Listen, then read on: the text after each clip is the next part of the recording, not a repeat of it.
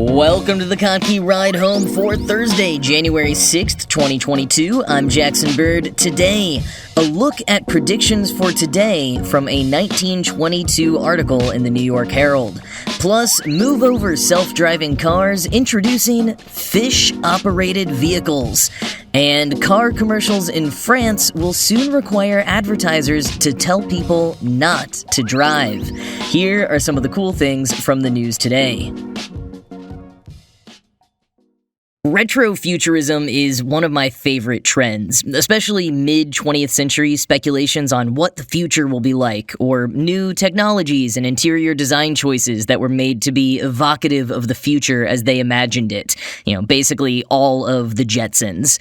But it's also fascinating to go back even further and see what people even more removed from our present time thought might have happened by now. And often these predictions are just as off-base as some of the retrofuturist-style flying cars and domestic robots of the Jetsons. But a 1922 piece in the New York Herald that was recently re-upped on Y Combinator's hacker news boards proves that sometimes predictions about the future can be surprisingly measured, pragmatic, and therefore quite prescient. Written by columnist W.L. George on May 7th, 1922, and preserved by the U.S. Library of Congress, the piece, What the World Will Be Like in 100 Years, does have a few ideas that are a little off base, but often combined with ones that are really on point. He predicts wireless telephones and the erasure of power lines, so yes and no. He says coal and oil reserves will be seriously depleted, and we will probably get energy from the tides, the sun, and radium. Again, yes and no. He predicts commercial flying will be entirely commonplace, and that America and Europe may be separated by only about 8 hours. Now, that is a particularly impressive calculation in my book, considering I could get from my house in New York City to London in just under 6 hours right now. He's definitely got some weird ideas about domestic servants that definitely show his class at the time, and also seems to think that most home furnishings will become disposable. But he was at least right that with less coal power, homes and buildings will be much cleaner. And George also has the very common retrofuturist prediction that meals will be taken in some sort of pill form, although he's not wrong in saying that synthetic foods would be more common, and that indulgences like a hot meal and some pie would still be eaten in full, just supplemented with a pill for lunch. And, if you replace pill with a protein bar or shake, he's actually spot on. One of his more off-base predictions is a glass-roofed-in city that, quote, completely does away with weather, end quote. He's also got some ideas about people living predominantly in giant community buildings, that family ties would be weaker, and that kids would be completely taken over by the state. And though it sounds preposterous at first, it's worth remembering that 1922 was a time when child labor laws were still scarce, and a lot of our modern norms like compulsory K-12 education and school lunches would seem a bit odd to George. I did find his commentary on war to be interesting. He thinks there will still be wars, of course, but perhaps they will be less frequent than in his times. Quote, I suspect that those wars to come will be made horrible beyond my conception by new poison gases, inextinguishable flames, and light-proof smoke clouds. In those wars, the airplane bomb will seem as out of date as is today the hatchet. War may ultimately disappear, but this lies beyond the limits of this article, and even beyond those of my mind, end quote. As one commenter from Hacker News pointed out, what makes George so successful in many of his theories is the recognition that technology will change, but human nature will remain the same. As George says himself, quote, the world at that time would be remarkable to one of our ghosts, not so much because it was so different, as because it was so similar, end quote. George also had the sense that the scale of scientific innovation from his time to now in 2022 would not be nearly so impressive as from 1822 to 1922, saying, quote, President Jefferson knew nothing of railroads, telegraphs, telephones, automobiles, aeroplanes, gramophones, movies, radium. He did not even know hot and cold bathrooms, end quote. And I think that may be a true point. I mean, it is mind-blowing to think that many people lived to see us go from the Wright brothers' first flight to men walking on the moon, to say nothing of the atomic bomb and later innovations like the web and smartphones. But even all of that, it felt like there was precedent for by the early 20th century, whereas the rapid industrialization of the world throughout the 19th century more so set the stage for all of those precursors to our modern tech. I mean, I don't know, the argument could be made either way, really, and the reactions to the article on that point are certainly mixed. And it is true that the more specific George tries to get, the more he misses the mark. He lowballs the 2022 US population by about 100 million, for example. Still, other commenters were particularly impressed by George's awareness of and sensitivity to women's issues, with one commenter even speculating the columnist was a woman, with the initials WL concealing her gender.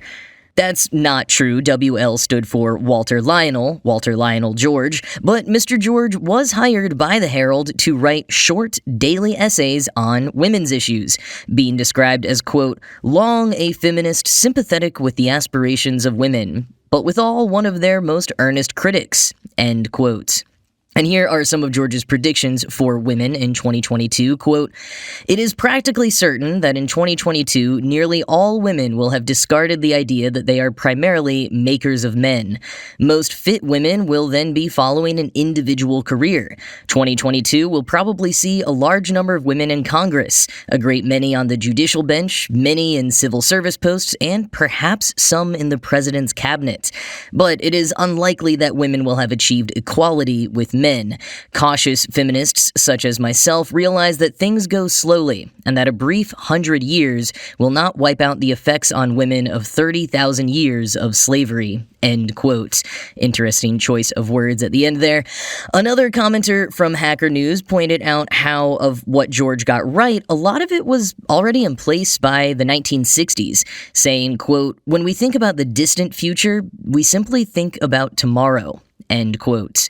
And I think George's predictions about movies are a great example of his thinking merely of tomorrow and not so much the long term. In 1922, Hollywood was just a few years away from transitioning from silent films to talkies, and only a few more years away from feature-length Technicolor movies. Yet George's predictions don't go far beyond predicting that movies will be in their natural color, and that actresses will have to know how to talk. And funnily, he predicts that this will precipitate the end of stage performances. And honestly, looking at it from his perspective, I'm actually more impressed that it didn't.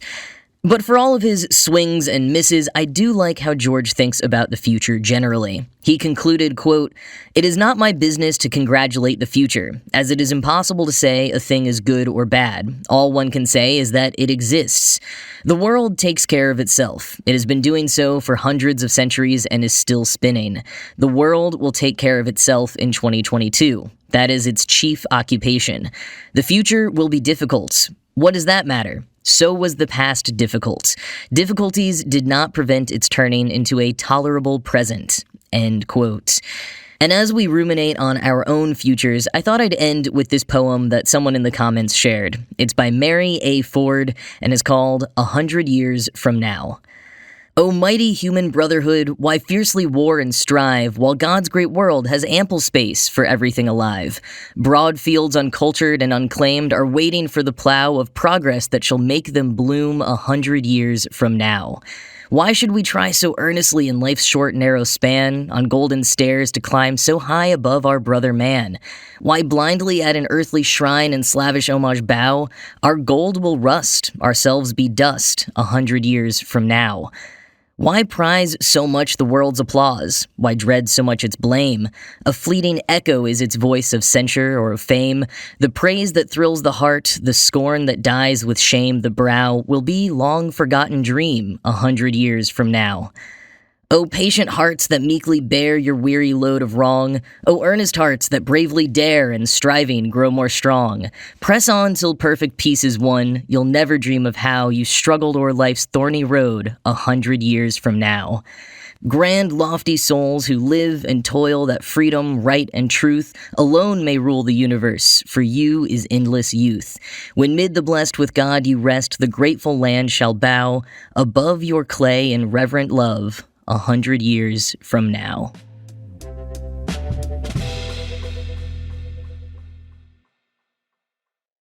Setting out to prove that old feminist adage wrong, scientists in Israel have trained goldfish to drive not a bicycle, but a full-blown land-based motion-operated vehicle.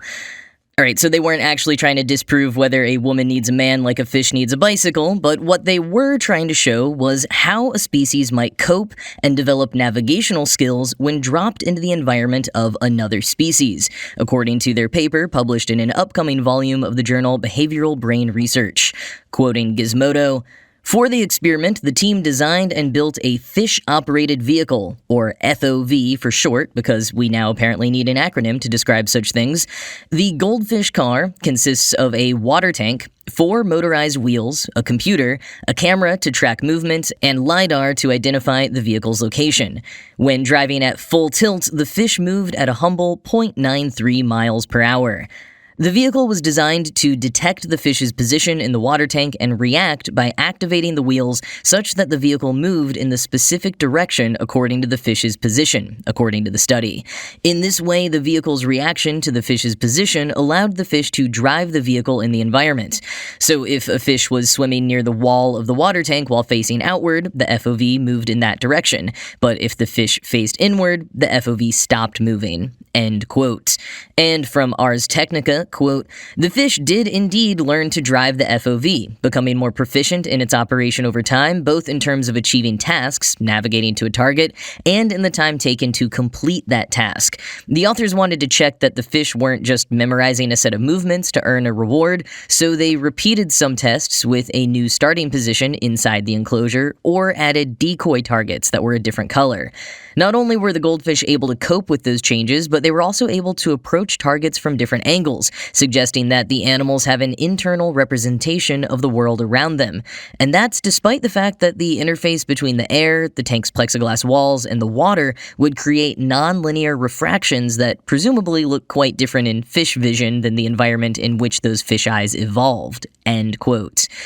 And quoting Vice, "The team's paper underscores not only that fish can drive, but that fish can drive on land, an ecosystem they're not evolved to be able to understand or move through fluently. The findings contribute to a broader scientific arena the researchers call domain transfer methodology, or the study of how one animal species navigates the environment of a different one. Goldfish navigate land very well, it turns out. This means mammals and birds might be equipped to navigate unfamiliar environments too," the authors speculate. All 3 share similar brain formations in the region of the hippocampus, the lobe controlling learning and memory, that operates navigation. But navigation is complicated and can vary between species and environments. How an animal views the space it's operating within likely varies between species and spaces, the paper notes. End quote. And I should note that studies have been conducted previously showing that rats and dogs can also drive vehicles, but those weren't about studying domain transfer methodology. The rat one was actually about environmental stress. Apparently, driving calms rats down. Wild. Anyways, Gizmodo points out that the use of the word drive is still very generous here, and the scientists have said that future experiments might require more complicated movements and activities from the fish in order to move the vehicle, which would be a stronger indication that the fish really are adapting their navigational skills. Still no word on how well fish ride bicycles though, but I'll be looking out for an updated Guinness ad showing that a woman needs a man like a goldfish needs a fish-operated vehicle.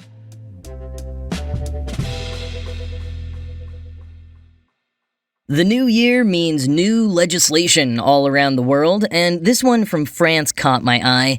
Car advertisements in 2022 will have to include messages encouraging people not to drive cars. Quoting NPR, "The country is trying to cut down on its carbon emissions, and the new rules beginning in March will force automakers to incorporate language similar to the warnings in ads for other products.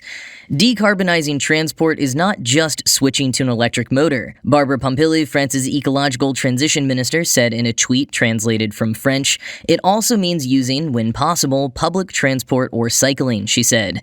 "The messages will be required for automotive ads in any medium, including TV commercials. Advertisers who fail to comply with the new law face a €50,000 fine, or about $56,000, the local France reported." End quote. So the advertisements will be required to include messages like, consider carpooling, or for short trips, opt for walking or cycling. And according to France 24, will also have to include the hashtag se déplacer moins polluer, or move and pollute less. This reminds me a bit of the kinds of warnings you see on tobacco products that here in the US include Surgeon General's warnings about emphysema and cancer, and over in Europe have graphic images of the effects of smoking-induced diseases on the body. Although I guess a more one-to-one comparison would be the drink responsibly language and gambling warnings in TV commercials. Gizmodo had a good point about these ads, which also underscores why the US couldn't in good faith require similar warnings on our car commercials, especially in vast swaths of non-urban America. Quote, reminding the public to pursue modes of travel that don't involve personal gas-powered vehicles is great, but it can't all be on individuals to make that transition happen. France, or any other country for that matter, also needs to make no-carbon means of getting around accessible for all. The country banned short-haul flights where rail options are available last year, which, good. But it was also just a few years ago that France faced a revolt over a gas tax that would have screwed rural folks who lacked the infrastructure to get around outside of their own vehicles. Telling people to hop on a bike is a great first step. Ensuring everyone can do that has to be the next one. End quote.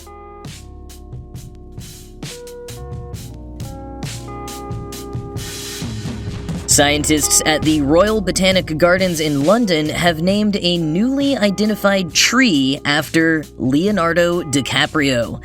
Now, while I wouldn't blame them one bit if they just happened to have been teenagers in the early 90s and maybe thought that the tree's flowers had a passing resemblance to the then heartthrob's enviously swoopy hair, the justification that the scientists are giving publicly is that DiCaprio was apparently crucial in helping to stop the logging of the Ebo forest in Cameroon, which is the only place in the world where this tree grows.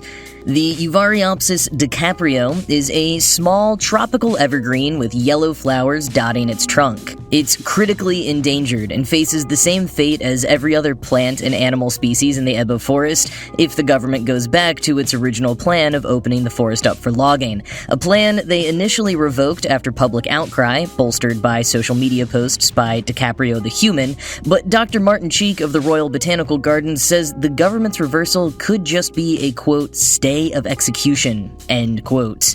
And all jokes aside, naming the tree after DiCaprio was probably another attempt to garner publicity for the cause, and I can't fault them for that one bit. But that is it from me for today. As always, this show was produced by Ride Home Media and Kotke.org. I am Jackson Bird, and I will talk to you again tomorrow.